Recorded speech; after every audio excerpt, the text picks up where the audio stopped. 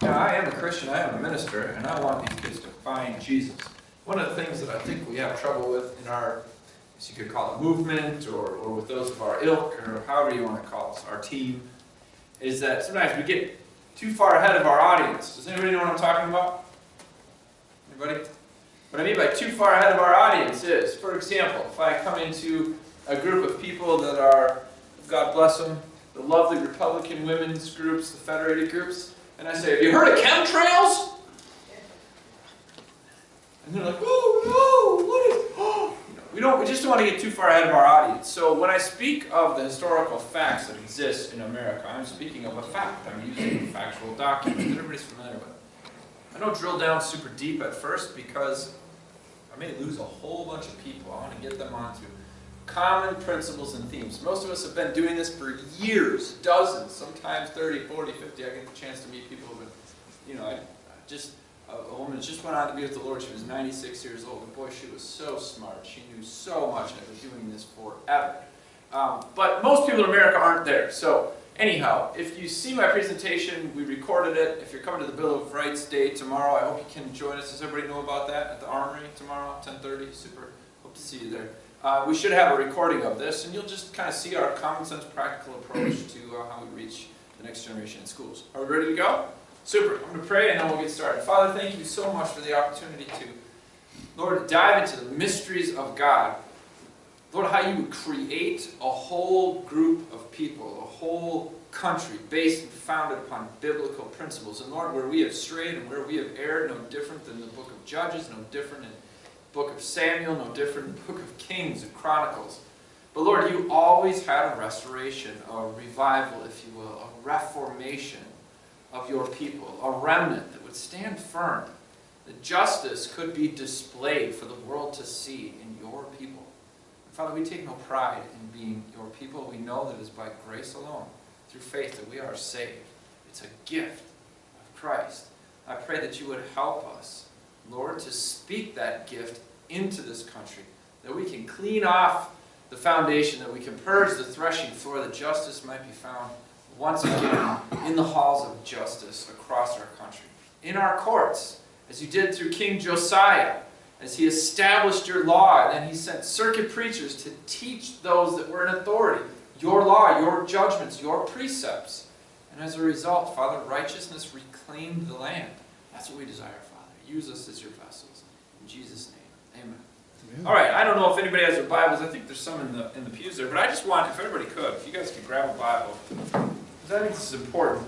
When I first started the Liberty Movement, just a quick story while you're going through this. I grew up in southern Minnesota, and I was a very good kid. I was on the honor rolls. I played varsity sports in 8th grade. I was that kid that you were like, yeah, that's the kid. That's the future of America. Then I got caught up with the wrong crowd of friends. Genesis 1 is page 1, just in case you're not familiar, just right there.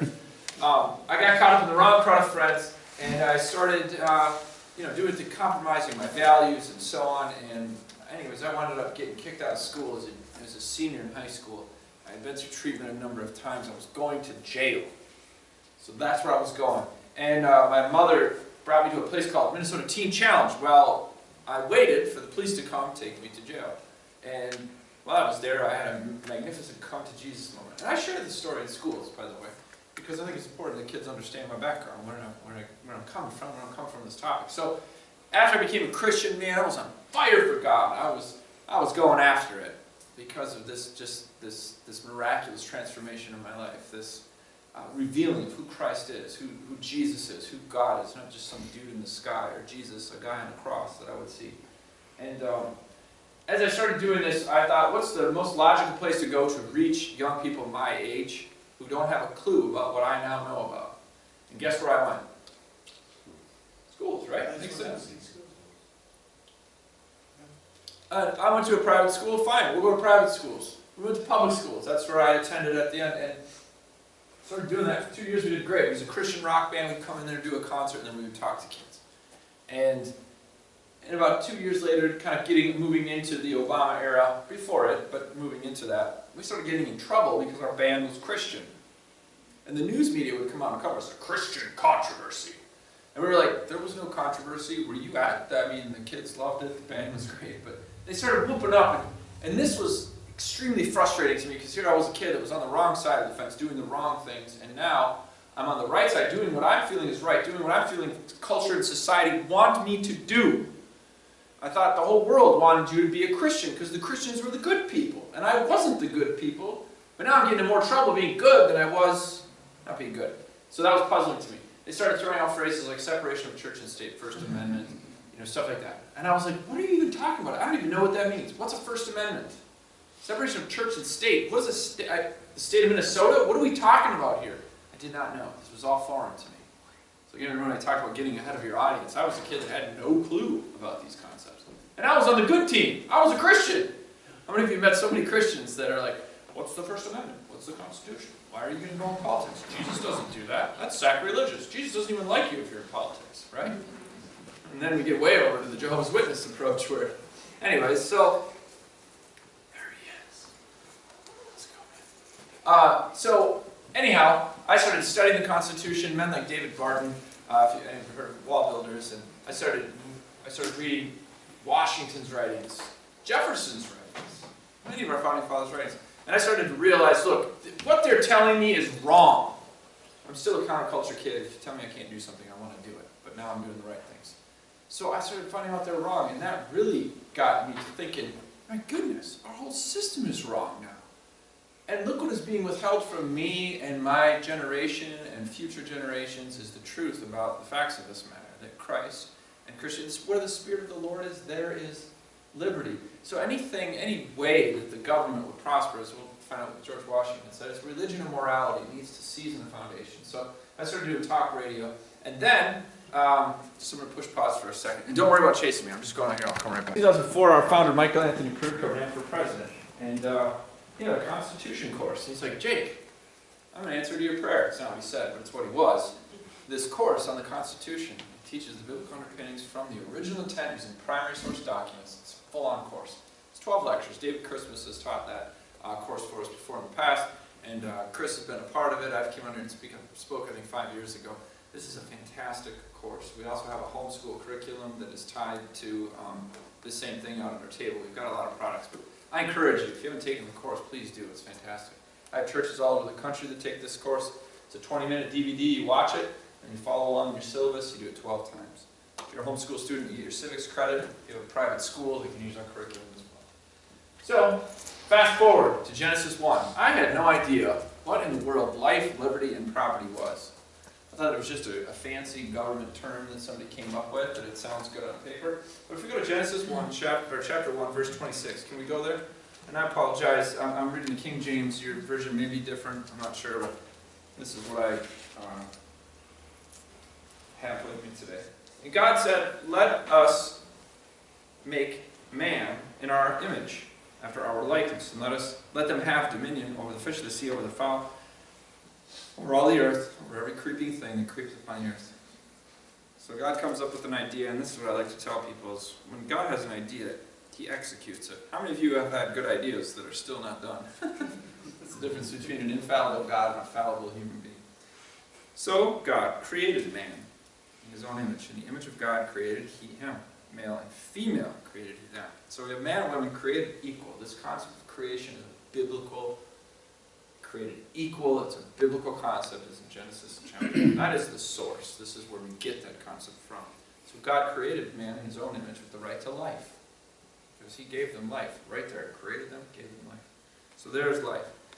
And in verse 28 says, and God blessed them, and God said unto them, be fruitful, multiply, and replenish the earth. So at that point, God gives them now liberty. Here you go. Here's the earth. Go. Replenish the earth. Have liberty. So there's the concept of liberty. And as you continue on, He says, and subdue this land. Have dominion over the fish of the sea, over the fowl of the air, over every living thing that moveth upon the earth. There God gives the right to property, ownership. This is yours to subdue, to create, to expand. Now, I want everybody to notice this is not, the way that I was taught in school, greedy capitalists buying land and destroying the environment, and da-da-da-da. Because that's what I was taught, and as an impressionable young person, that is what I thought. But that's not. This is under the stewardship. We are God's representatives to steward this land. And so we do it, just like a capitalist can be an evil person. But a biblical capitalist is going to be an extension of who God is, of giving and compassion, and building things like hospitals and orphanages and so on, which the church has done for decades and still does throughout the world. It's the largest healthcare provider in the world, Christian church. So these concepts of life, liberty, property, right here in Genesis chapter 1. I want to share that before we get rolling, because we teach the biblical view of law and government. Now, before we go, I like to do IQ tests. I did this today with kids in schools because I like people to think critically, and I want them to think critically. And I don't want anybody to think that I did a hit and run. I came in and brainwashed them with Jesus and left. So I stop and I make them think. So how many of each animal did Moses bring in the ark? Do you remember, sir? One of each. One of each? Well, Moses didn't need an ark. He split the sea. So actually he had 0 animals.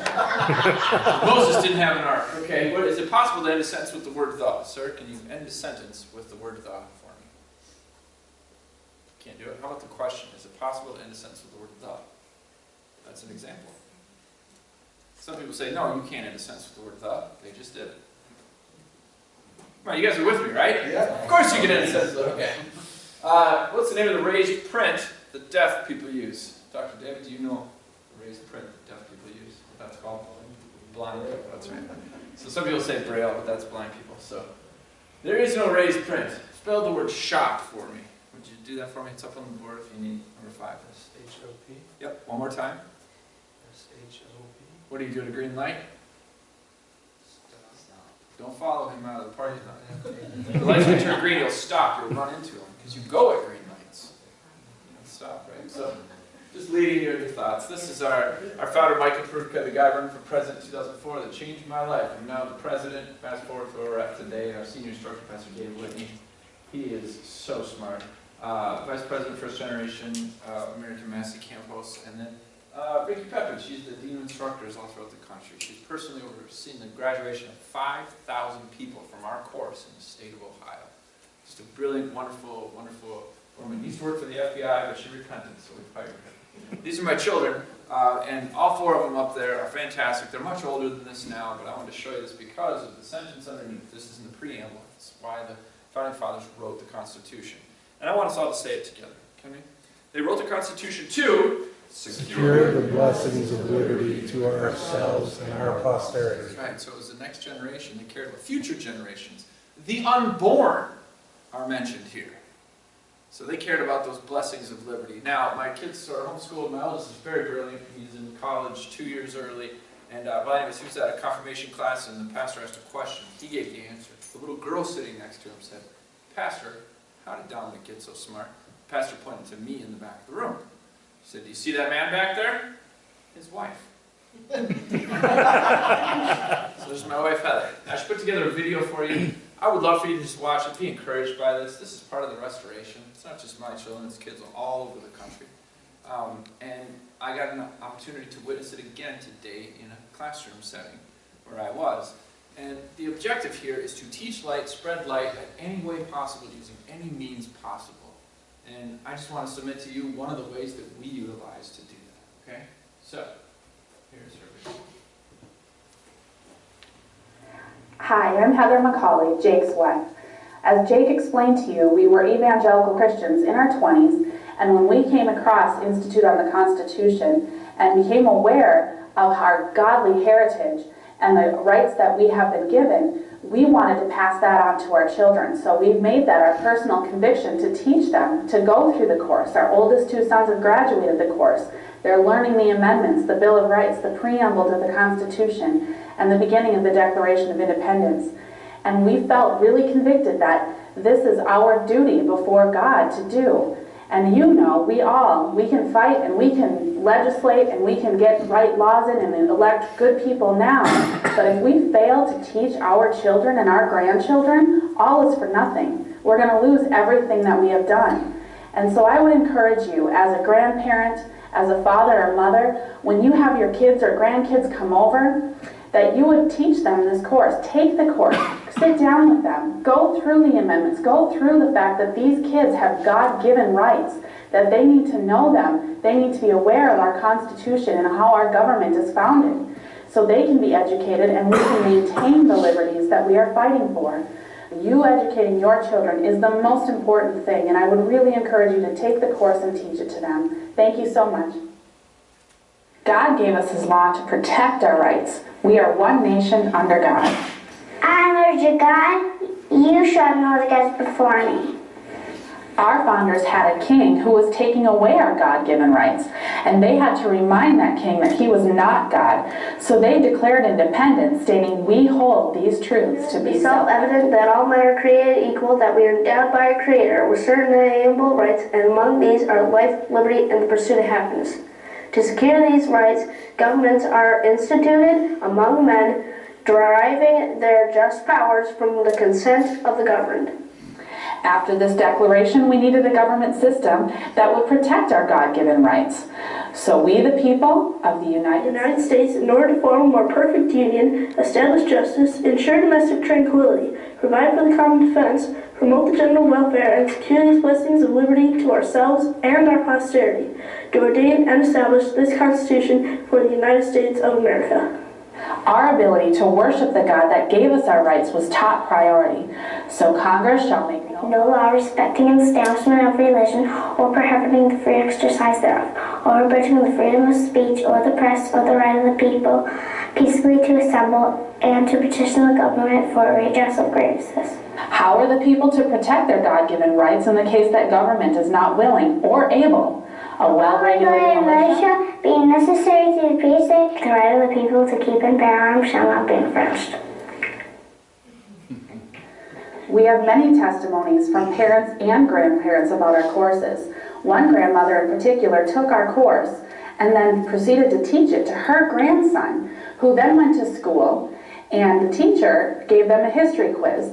And one of the questions on the test was, what form of government is America? And it gave 3 choices: a mobocracy, a dictatorship, or a democracy. And the grandson said to the teacher, "Ma'am, you don't have the right answer on here." And she said, "What do you mean?" And he said, "According to Article 4, Section 4 of the United States Constitution, we have been given a republic as a form of government." And she said, "Where did you learn that?" He said, "My grandma taught me." And that teacher invited that grandmother to come in and teach the Constitution to the rest of the class in the correct perspective through the American view that our founders gave us. And that can happen with you. And if you take those courses and you teach them, it will spread. And we would highly encourage you to do so. Thank you so much for your time and for listening. From my family to yours, thank you for listening. And we hope that you guys will teach your children the Constitution and their God-given rights.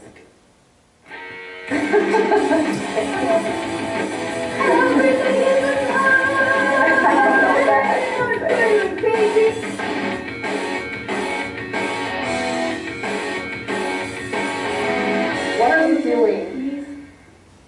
Oh, there you go. She's the reason my kids are so smart. I loved the testimony that she shared. It was with a grandmother in Delaware. So as she's learning, grandmother is, kids are learning, grandchildren are learning. You just never know what's going to happen. So that's why I'm saying use every means possible you can. You've got the tools to do it. Now, I want you to picture with me, if you will, when I present these things, again, whether it's in a public school, whether it's in a church, most people are unfamiliar with these concepts. So here, we're going to start with the Fifth Amendment. I love this amendment because it quintessentially defines all of our God-given liberties that we talked about in Genesis chapter 1, codified in the Constitution. With the Bill of Rights, it says, "Government, you shall not." And what does it say? "No person shall be deprived of life, liberty, and property without due process of law." How many, by the way, I wore the suit coat to impress you, but I'm getting hot. Can I take it off? That's sweet. Thank you very much. Life, liberty, and property. How many of you believe that we're born equal? Anybody believe that?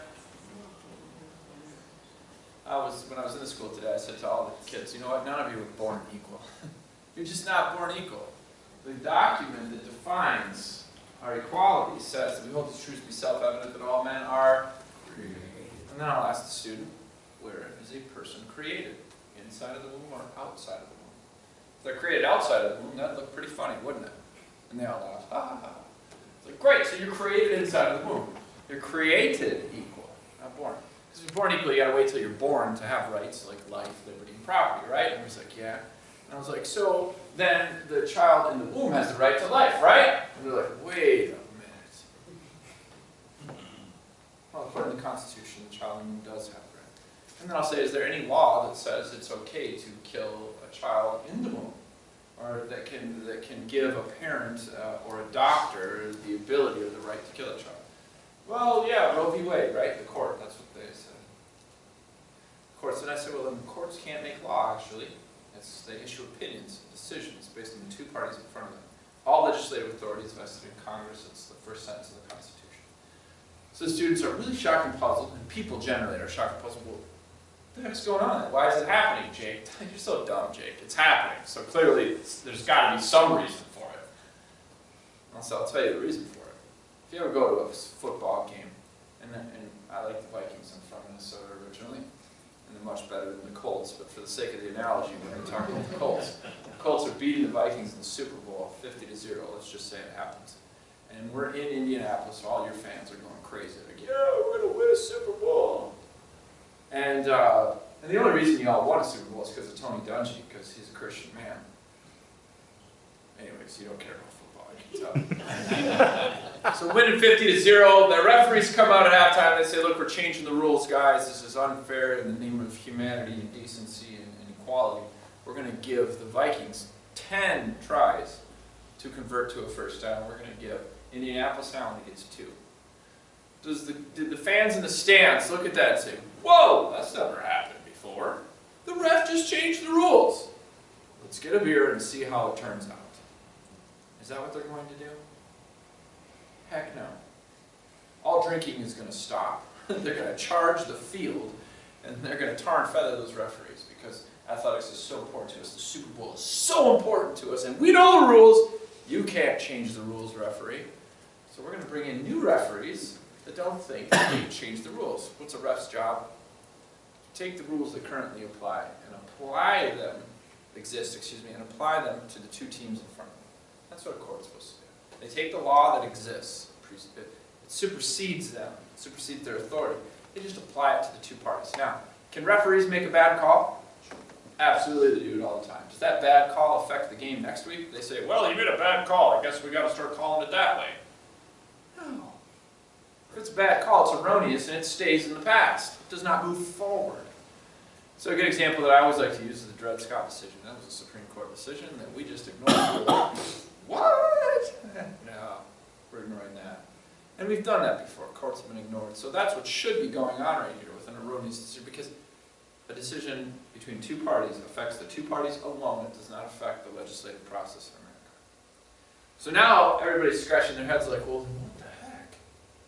Why aren't attorney generals prosecuting abortionists? They should be.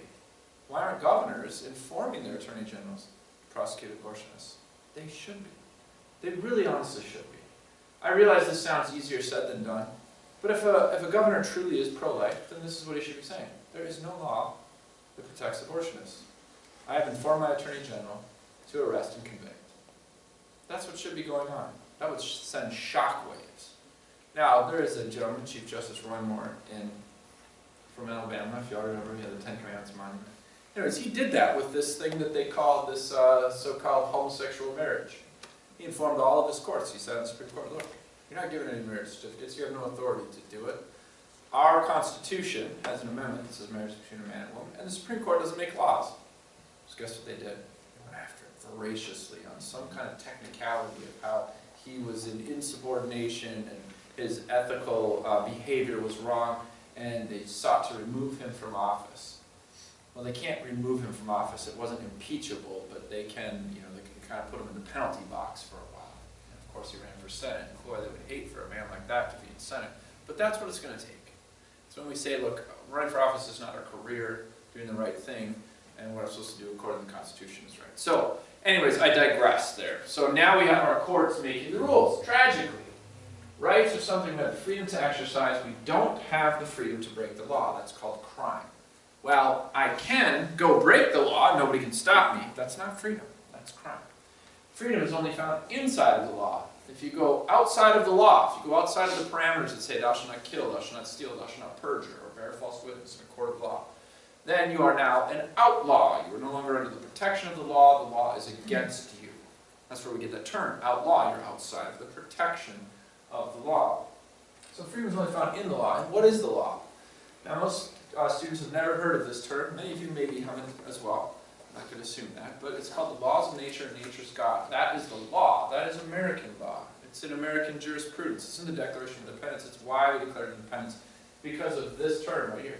The laws of nature and nature's God entitle us to be free and independent. There's a higher law than man's law, which is why the Nuremberg trials happened. Because Nazi war criminals said, we never broke the law, we are innocent. No, no, no. You broke a higher law. It's called the law of nature and nature's God. This was literally said in the courtroom during the Nuremberg trials. So this concept is codified again in the Declaration of Independence. The term is there. And I will show individuals that so they can read it themselves. So what is a law of nature? A natural law would be like laws of physics. Just things that you can deduce by looking into nature and realizing through your intellect and your reason. Right? This is a law that's written on our hearts. It says in the book of Romans by the Apostle Paul. There's just certain things that are just undisputable. Certain truths that are self-evident. There's also a law of God. That would be what we call the revealed law. That's the scriptures. And that is what men like William Blackstone, John Locke understood. That is what our founding fathers understood. And in the Seventh Amendment, when they brought common law into our court system, that was what they said. The basis of our court system is that Mosaic institution, that Decalogue, that Ten Commandments. That's why if you go to your Supreme Court building in Indianapolis, you can see Moses somewhere, Ten Commandments somewhere, all over the courtrooms across America. The preambles of every single state constitution acknowledges that God is the author of our rights, the Creator God. You don't have a right to do wrong, and no enactment of man can be considered law unless it conforms to the law of God, said Blackstone. Who, most court cases and decisions up until maybe the early 1900s were solved by quoting this man. So, here's the question. If I'm going to be right back again, okay? Say I want to invent a new right. And that new right is the right to fly. How many of you would like to fly like Superman? Anybody in here? It'd be great. Forget that knee surgery. You're just going to fly now. So, I'm Superman. I do this in school. All the kids go, whoa, he has tattoos. So I'm going to fly. I'm going to campaign. This could happen. I mean, come on. We're in America. It's 2020. You imagine a guy on the House floor, we need to fly, ladies and gentlemen of America, we need to fly. What is stopping us from flying right now? Gravity. Gravity. Gravity is a law of nature. It's a horrible discriminatory law. It hates women. Gravity hates women. It will never let them fly. It hates black people. They can't fly either. Oh man. It hates Muslims. The last Muslim that tried to fly, he jumped up a building. Fell. Gravity killed him. Gravity's horrible. How have we existed with this inequality in America for 200 plus years? This is unbelievable. We need to get rid of gravity. Pretty soon people are buying into it. I get a couple stoner college professors, and they buy into it, and they start teaching their students, gravity's horrible, get rid of gravity. We lobby Congress, and I finally get the bill passed. I mean, it's practically like watching a Democratic debate. We're getting rid of gravity. And I really mean that. That Democratic presidential debates, that was insane. It was insane. Even Joe Biden steps up and he says to his colleagues, he's like, wait guys, we can't just do whatever we want. I mean, there is a Constitution. He said that! You know how far out there you have to be to get him to say that? And Kamala Harris says to him, well, no offense, Joe, but yes, we can. Quoting Obama. Oh, we can? Oh, I'm sorry, what was I thinking? Anyway, we're getting rid of gravity. We make the bill. We haven't figured it all out. We wrote it up. We got some experts about this how we're going to pass it and figure the rest out afterwards, right? Because that's the philosophy now in government. We're going to pass it and figure it out. So it goes to the president, and I joke about it. The president loves it. He'll be the first president to ever bring his people into flight. He beat the Russians and the Chinese. It's going to be fantastic. It's a re-election material for sure. So he signs that thing, and then it gets challenged in the court. What happens when it gets challenged in the court? Well, you got a bunch of right-wing, bigots, racists, hateful people, right? That don't believe you should have the right to fly. And they have common sense. They think it can be very dangerous if you tell people they have the right to fly. They will hurt themselves. But we know how to deal with them. The media goes after them, and we kind of polarize that group, and And so the court says, we're living and evolving as people. I think it's right. I think American people have evolved enough to be able to fly, so give us the right to fly. And then tomorrow morning we get up on top of the church. Well, maybe we get up on top of the court building downtown. That's such a beautiful building. I love that. In Evansville. Are we in Evansville? Well, it doesn't matter. That's what I'm talking about. We jump. I'll let you go first because I'm the politician. You can borrow my cape if you want. What ends up happening? We splat. 10 times out of 10 we're going to. Why? Because there is a law in play here. There is a physical law of gravity. There's the law of nature. God, the God of nature created. And it cannot be broken. It breaks us. And every time we do it, we may fly for 2 or 3 seconds, but nothing can stop us from dealing with the ramifications of breaking his law. I know that personally, morally. All of these laws still exist.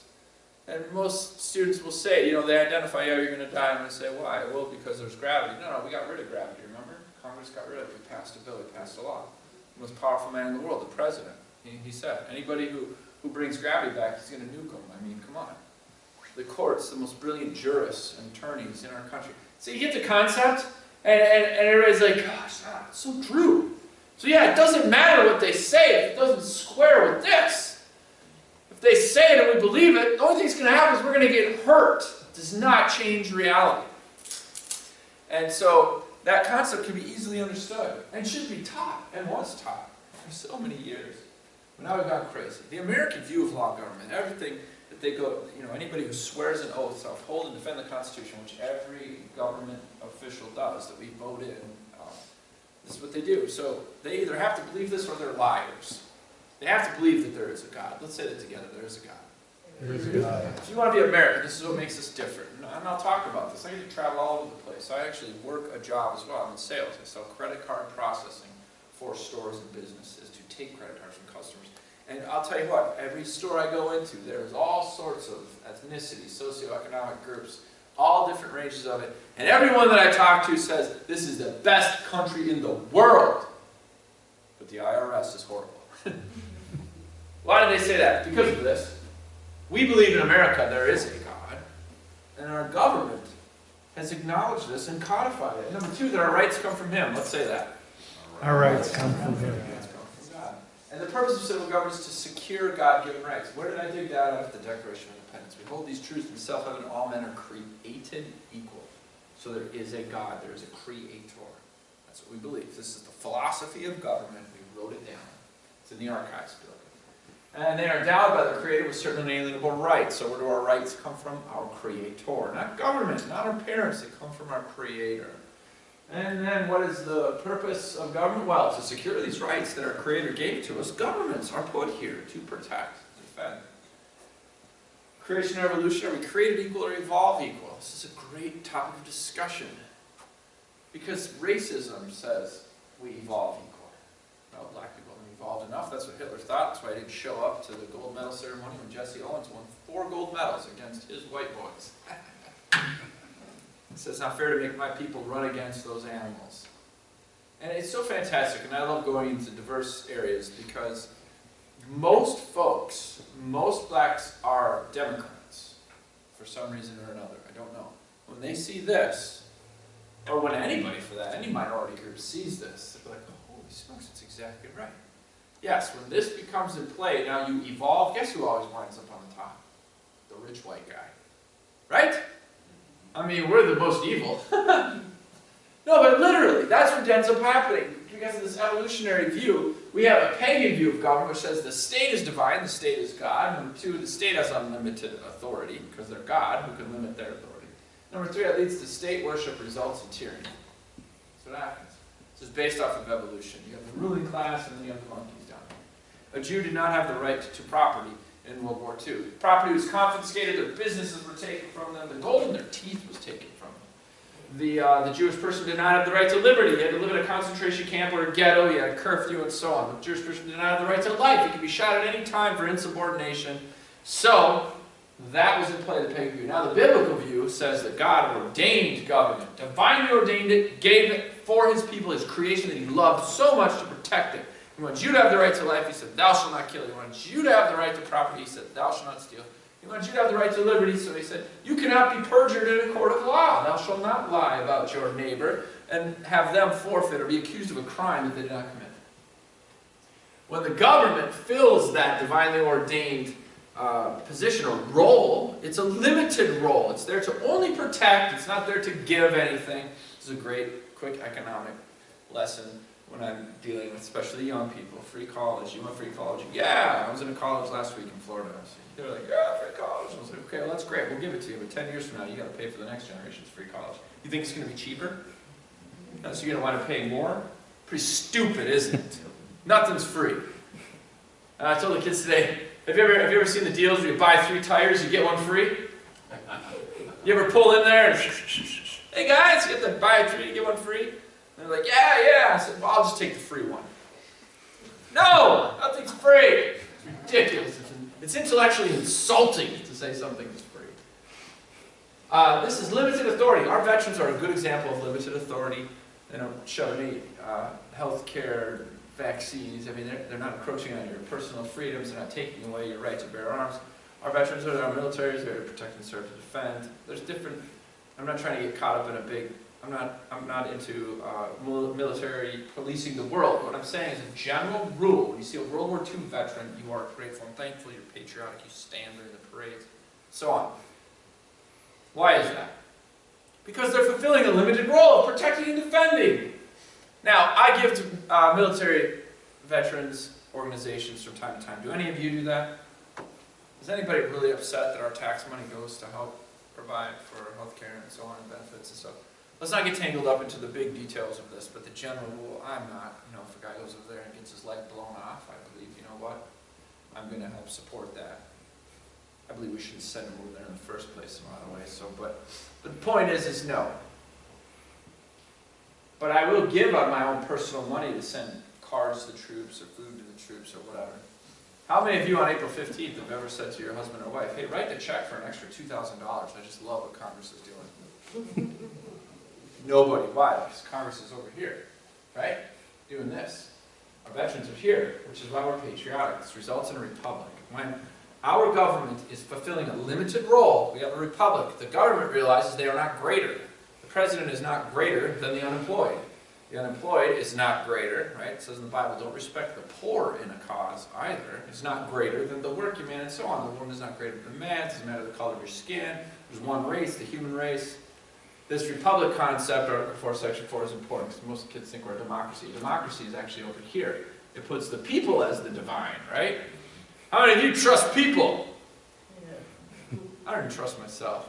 That's why I always share my testimony at the beginning. That's how bad I screwed things up till Jesus took the wheel, right? It's based off us being created equal Genesis chapter 1. George Washington said, of all dispositions and habits that lead to political prosperity, if you want successful politics, religion and morality are the supports. They're the pillars like these. We knock these pillars down, the roof caves in. That's just what happens. And Washington even said, if you labor to subvert these pillars, these firm props of human happiness, in other words, if you go hack them down, you're not a patriot. You're not American. We're founded on religion and morality. That's what makes us work. There's been countries that have wanted our same liberty, so they copy our Constitution word for word, and it doesn't last. We've lasted ever since we wrote the words down. Why? Because of our people, because of our religion, because of our morality. Our religion is tempered with morality. There's plenty of religion running things around the world, but it becomes tyrannical. You know, it's religion by the sword. That is not our religion. So the long train of abuses, we write them down in the Declaration, and we do that in our course here, the Institute on the Constitution. We walk through each one step by step. We go to Article 1, Section 8, which is the ability of government to tax and spend. For what specifically? Education? It's nowhere in there. Healthcare? It's nowhere in there. The EPA? It's nowhere in there. It's so many federal agencies. Nowhere in there. So we can identify and point to the document and see that. So this concept of interposition is an important concept. Where did I put my swords and shields? Did anybody see them? I took them out, didn't I? They're out here. Okay, super. All right. You'll be right back, right? Yeah. I'll be right back. Man, I've been out here 3 times. Could have just grabbed it all the third time. All right. So, ma'am, in the back left corner, would you mind coming up here for me? Yes, I really do need you. It'll be simple. You don't have to do anything special. You're just going to be Miss America. Hey, I got control of the room. You got to do what I say. No, you just come up. I would sure appreciate it. I would be grateful. I think you'd make a great Miss America. That's all. Okay, now Miss America has come up here to America because she wants to have liberty, freedom. I'll get to where we're. You're okay, right? Y'all not gonna pass out yet? No. Isn't she doing great? Wait, Miss America. Okay, so Miss America, you come to America, you're starting, you've got a family, you're educating them, you're growing in wealth, your business is growing. And pretty soon, other people are moving, they're flooding into America, and starting to threaten your life with your property. Some people don't go to your church, don't believe in God-given values. So you need some defense, you need some protection for your life of your property. So you're going to elect for yourself a local position, which is called the sheriff. He's a constitutionally delegated officer. So we need to pick from out here a sheriff. Will you vote for a sheriff for me? Let's see. Yeah. Chris Palatone. Chris, let's go, man. Come on. Here we go. We got the sheriff. Sheriff Chris. Here we go. Woohoo! He's the new sheriff. That's right. So we're going to give him a sword and shield, because a sheriff without a means of defense is a worthless sheriff. So there we go. So he's going to stand right here for you. You go right here. He's going to defend your life, liberty, and property. Now you are very protected. If he ever stops defending your life, liberty, and property, if he's like the sheriff of Nottingham, then guess what you do? You and your local constituency, or you and his local constituency, get rid of him, and you replace him. But he's doing a good job. He's protecting you, defending you. I can't get to your life, liberty, or property. He's doing a good job. Secondly, your state starts to grow, and other states come in, and now you need some defense for the citizens of Indiana. Because Ohio and Kentucky, those people are crazy, right? So you're going to protect you from them. So yeah, sorry, I forgot about it in my mind. It's crazy. So if you would, so kindly, elect for yourself a governor to defend Indiana and the citizens of Indiana. Go ahead, so go ahead. You can just point to one too. Chris.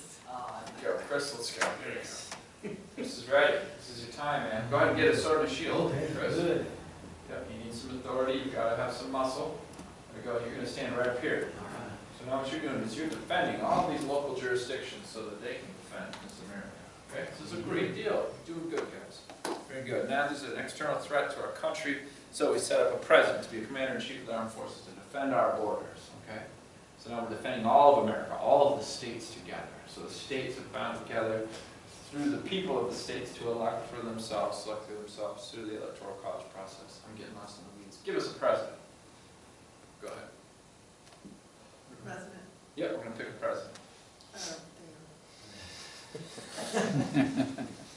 There we go. President. We play the music.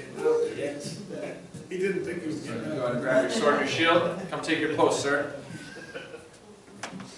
Okay, so now you have this this vertical distribution of powers, okay? And it's horizontal here. You have governor, or you have a sheriff, you have a county council, you have so on. You've got, so that's your local government, and you have your state government. So every state has a governor, it has a legislature, it also has a court, a Supreme Court in the state, the same thing on the federal side. So now there's a perfect defense of your life, liberty, and property. You are very safe, you continue to prosper, you have peace, you have private property, creating businesses and so on, creating contracts. It's a fantastic thing. You're educating your kids. Now, what happens when there's an external threat? If I come with my box cutter and try to attack her, you guys turn my way, because I'm the threat, I'm over here. What happens when I come for her life, liberty, and property? It's right there. He interposes. The federal government does a pretty good job. Nobody really invades America, because it'd be crazy. We would crush them. We would definitely crush them. So what happens is federal government, that's the first run. We don't even make it to her. So she's totally good. But you're getting bored up here because most of you are lawyers up on Capitol Hill. And you're not really into protecting liberties. You're into making a big name and growing programs and aggrandizing your power. The two men that were walking through the graveyard, did you guys hear about them? One of them saw a headstone and said, "A lawyer and a good man." And he said to his friend, "Look, they have two people buried in that grave."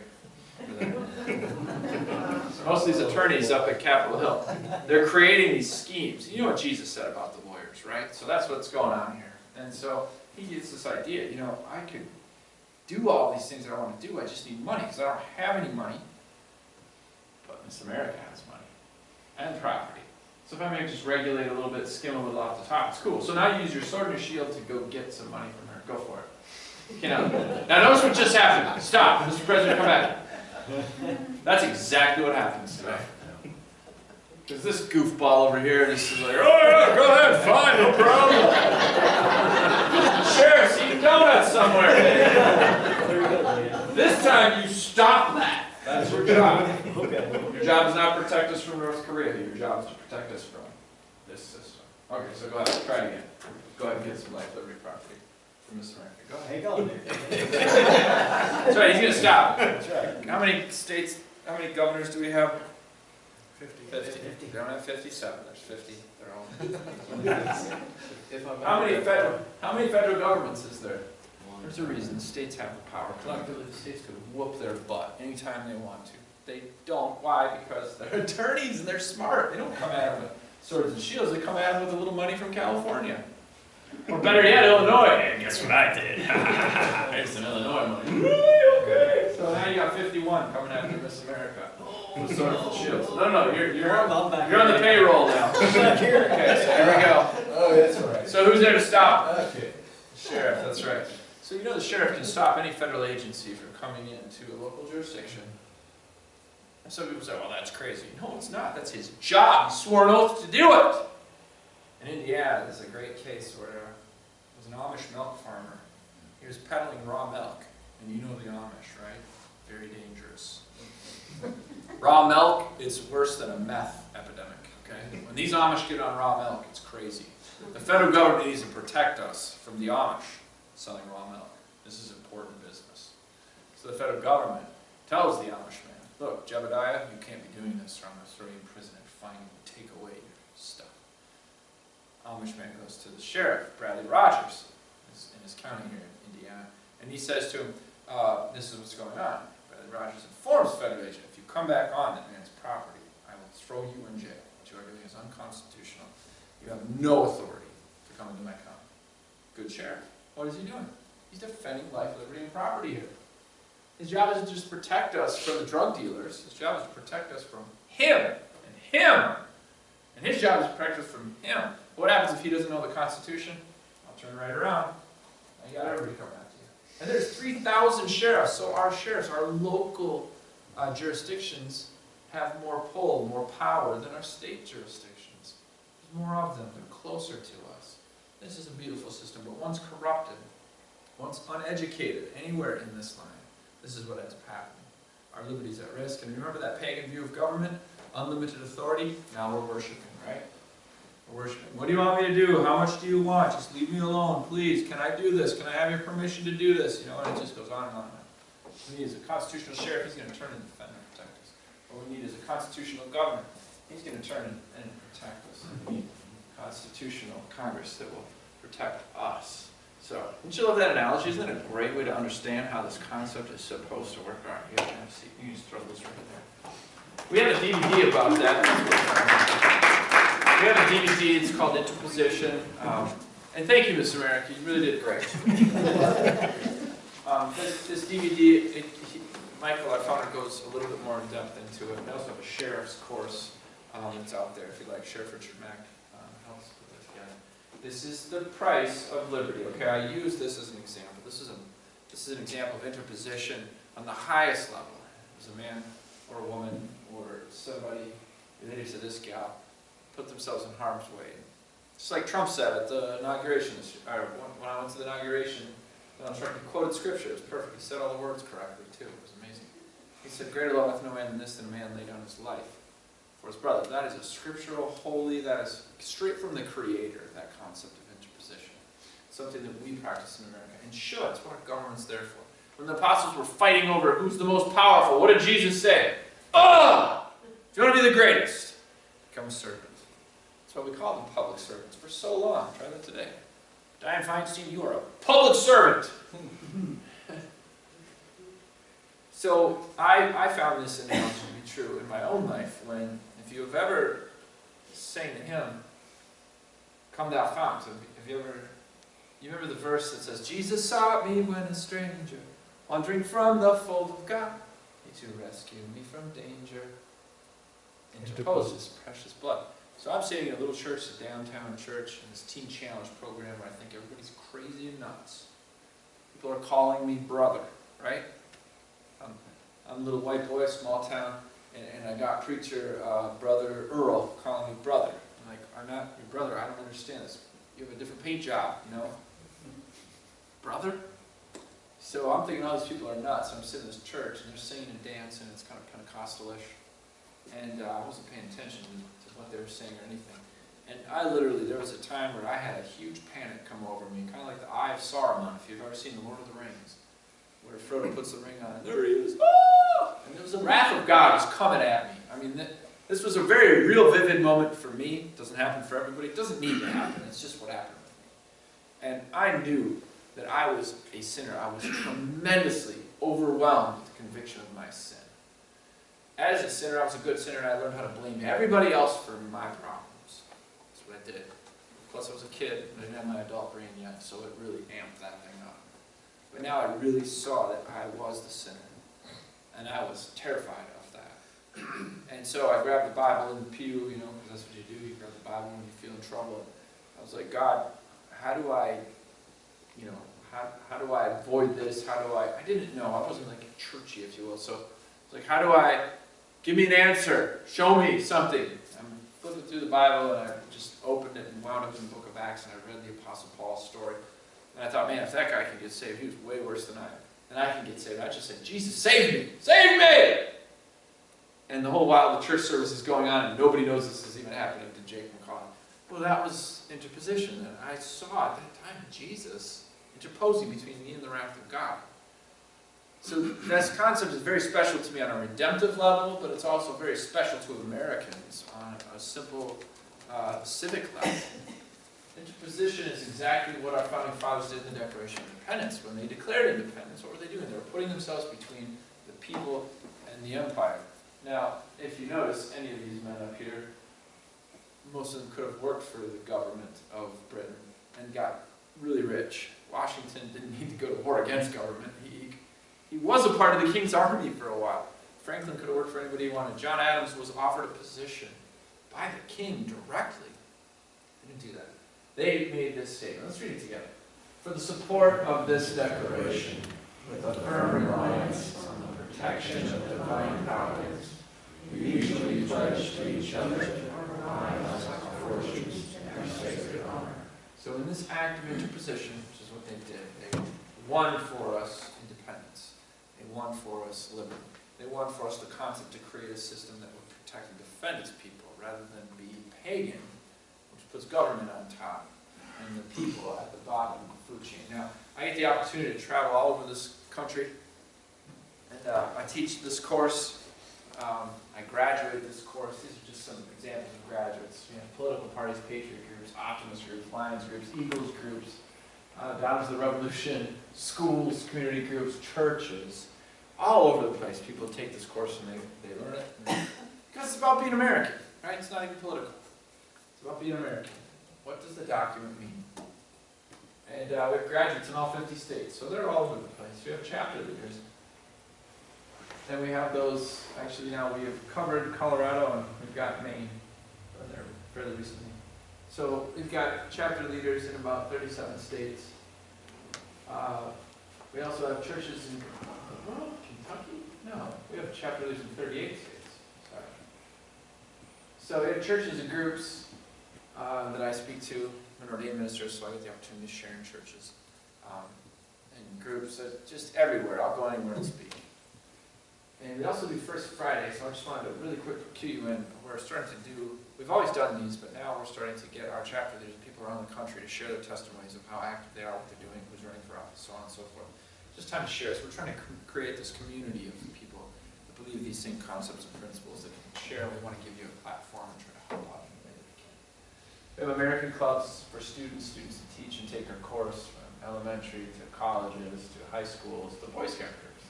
Homeschool, we have created this curriculum has then been published by a homeschool curriculum group called Master Books. Is a daily schedule planned for 18 weeks. It's fantastic. It's great. It's a civics course.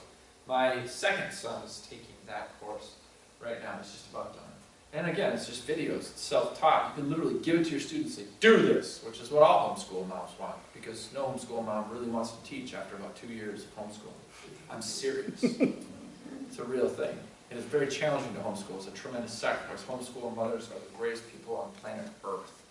They're fantastic because they're willing to teach their kids and be not only mom, but also teacher, and that is a very challenging thing. Liberty camps, we have like Patriot camps, and I speak to a lot of elementary age students all over the country as well. Pastor seminars, how many of you believe we need to educate our pastors? We're doing our very best to try to make inroads into seminaries and with pastors and so on. So we have a course now that teaches 4 lectures. It's a one-day thing. Churches can sponsor to have church leaders come to you. There's a lot of variations of that. Sometimes you don't even need the pastor, you just need an elder. Typically, you pretty much just need an elder, because the elders are usually the donors and the guys that kind of help make decisions behind the scenes. The pastors are tremendously busy. But this can be taught on a Sunday morning Bible study, because it takes you about 45 minutes to an hour to get through one lesson. Now, you can spend longer, but if you want to just cliff note it and get through it, you can bang this out in an hour. So this accommodates that. And just getting a room in your church to do it and teach it is fantastic. But anyhow, we have those pastor seminars. We teach people to run for office. Our founder, Mike Prutka, did secure a seat in the Anne Arundel County Council. So he's a county council member in one of the wealthiest counties in, or I should say the most DC bureaucratic active counties, like NSAs and Anne Arundel County and so on. So he would take bills that came before him and ask the questions: does this legislation comport with the United States Constitution, the Maryland State Constitution, the county charter, the biblical standards of law and government? Does it negatively impact the citizens' rights? So if yes, what are the implications of this? Now, asking those questions and doing a YouTube video on it, he was educating people. Hey, look, you put me here, right? Yeah, we put you here. You told me what I can and can't do, right? Sure. Yeah, it's called the charter, but anyways. So, you did not put me here to do things that you said I couldn't do, right? Exactly. Okay, well, here's the standard of what I can and cannot do. So don't get mad at me if I say we're not going to vote for a new football field, because it's not authorized there for us to do that. Or whatever it is. To create a methadone clinic, to da-da-da-da-da. To take from Johnny and give it to Peter. You didn't say I could do that. So don't get mad at me. So he's just educating. And then he, does, what's the P&L analysis and stuff. He puts all that on the back end, because whether it makes money or doesn't is not the issue. It's not why he was there. I don't know how to explain that. Guys, we do receive donations. We're a nonprofit, and all of your donations are tax deductible. I just want to quickly kind of bare my heart with you now. If you give money, great. If you don't, that's great. Last month, for the past month and a half, I personally donated $9,000 to keep our organization going. It's been a very tough during the political campaign season, and it should be. We should be giving to our candidates. I totally understand. But I'm just letting you know that if God puts it on your heart, your donations are going to help us catapult into next year. We're doing a 2020 campaign. We've just launched a free online course. You can take our course online for free digitally. Within, I don't want to screw this up, I think it's within 2 months we've had about 1,200 signups to take that course. That's fantastic. Within just 2 months doing this. Our homeschool curriculum, now next year when parents start buying this for their students, it's going to be the first year out. Man, you're going to see dozens upon dozens, possibly thousands of students taking this course, learning the biblical view of law and government. That's huge for our country. I'm dedicated and committed. As I said, I work a full-time job. I donate my own funding. By the way, I didn't really have that $9,000 to donate, but I was without a choice. But God is good, and I'm believing Him to bring in partners so that we can continue this great work. We've been around for 2 decades. He hasn't abandoned us. We've done a tremendous amount of work, as you've seen up there. And I'm committed. So I'm telling you, I'm your partner. Your donations don't go to fund my salary. Your donations go to fund the work of the ministry so that we can continue to plant seeds around the country. I will send you a newsletter every single week. How many of you are on our newsletter list? If you're not, okay, so we got a couple. You'll see pictures of us here. You'll see pictures of our leaders here. We're constantly working. We're constantly doing it. I want to show you where your money's going, because that is stewardship. So we also have we have a basic student kit. You can just take our course if you want, go through 12 lectures, bang it out, learn it. I encourage you to do that. Send it. Christmas gift. This is a fantastic idea. We also have a hosting kit. If you want to teach it, you can actually buy our package of materials to become a teacher of it. And we will help you in any possible way. We have a jury course. This is a fantastic course, especially if you served on a jury. Oh, it's tremendous. You don't have to run for public office. You can just sit on a jury. And you have a fantastic influence over liberty of individuals. Pastors and elected officials course is that one-day course, 4 lectures. It's 165. We also have a sheriff's course on top of. And then we have coloring books and DVDs and so on. I wanted to ask a question. We also have free resources on Facebook, Twitter, and also YouTube. I do a video every week on YouTube. I take a popular topic that's going on out there and I apply a biblical constitutional viewpoint. I get my 17-year-old son to join me because I'm getting old and nobody cares what old people say, but they do like seeing kids. And I hear about it everywhere I go. Oh, I just really love watching your son's videos. I mean, you and your son's videos. So does anybody have any questions or anything for me? Does anybody have any other questions or feedback? Because I'd like to pray for us. If not, I'm willing to stay here. But this just kind of got me on the spiritual note here, and I really want to pray. Father, thank you for the power of God. Thank you, Father. And I was in that Right to Life building today, Lord, you just encouraged me. 4 little women, somehow infiltrating public schools, training leaders to go train elementary kids, while your enemy froths at the mouth because he hates it. Because he came to steal, kill, and destroy. Father, you crushed his head with your Son Christ and his power. And of his kingdom there shall be no end. Father, you're the God of David. And I cling to these Psalms and I've memorized them and I've put them in me so that my spirit can rise up in times where men sit, scoffers say, as David said, many are they which say to me, there is no help for him in God. But thou, O Lord, art a shield for me, my glory, and the lifter of my head.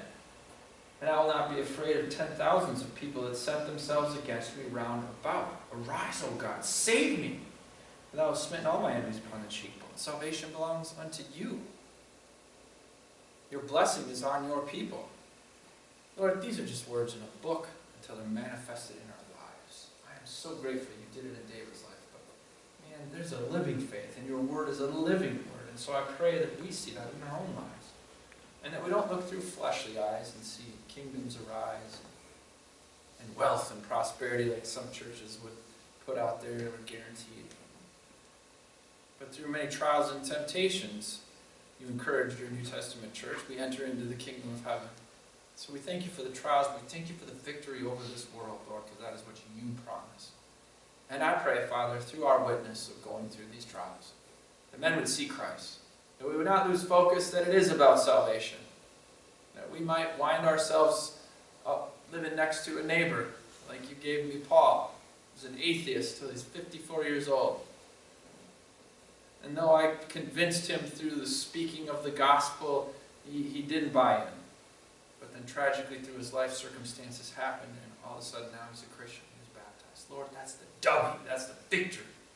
And I thank you for that. And I pray that all of us would see that manifest in our lives. And Father, I pray that you bless the plans of those, your church, that are in this room right now.